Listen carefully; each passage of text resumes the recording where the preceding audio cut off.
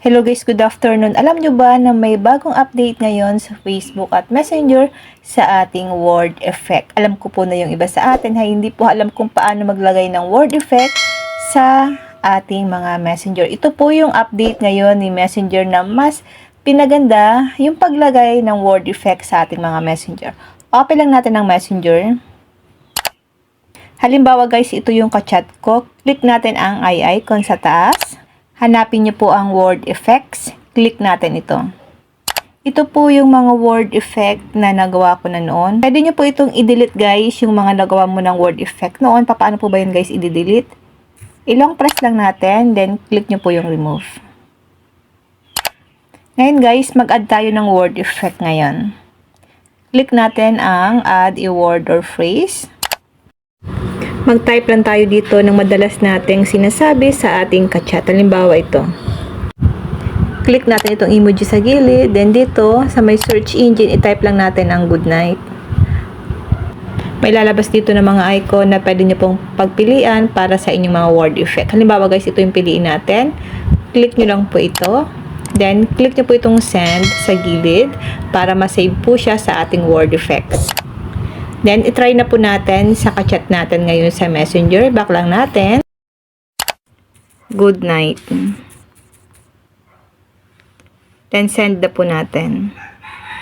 And guys, automatic po na may lalabas na ganyan. Kung gusto nyo rin po na lagyan ng mga word effect, yung mga chinachat nyo sa friend nyo, ganito lang po ang gawin nyo guys. Halimbawa guys, ito naman yung ka-chat natin. Click nyo po yung eye icon sa taas. Click word effects. May nakalagay dito na add effects to your chat.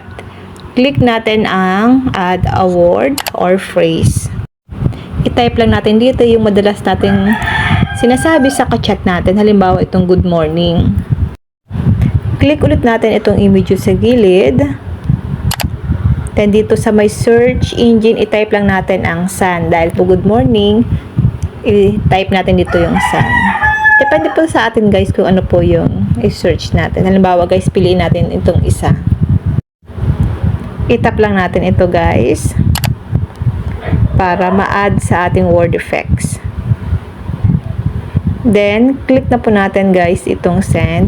Ito pong arrow na pataas para ma-save siya guys sa ating word effects. Ito na po siya. Then, i-back na po natin guys. Then, try natin ngayon kung may lalabas na ganitong word effect once na tinype natin ang good morning. I-back lang natin guys.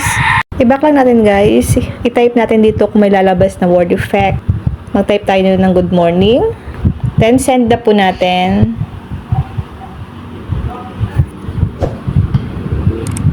Yan guys, may labas po na word effect sa ating screen. Ganun lang po ang gagawin nyo guys once na gusto nyo pong magkaroon ng effect, yung mga sinasabi nyo or yung mga chinachat nyo sa ka-chat nyo sa Messenger.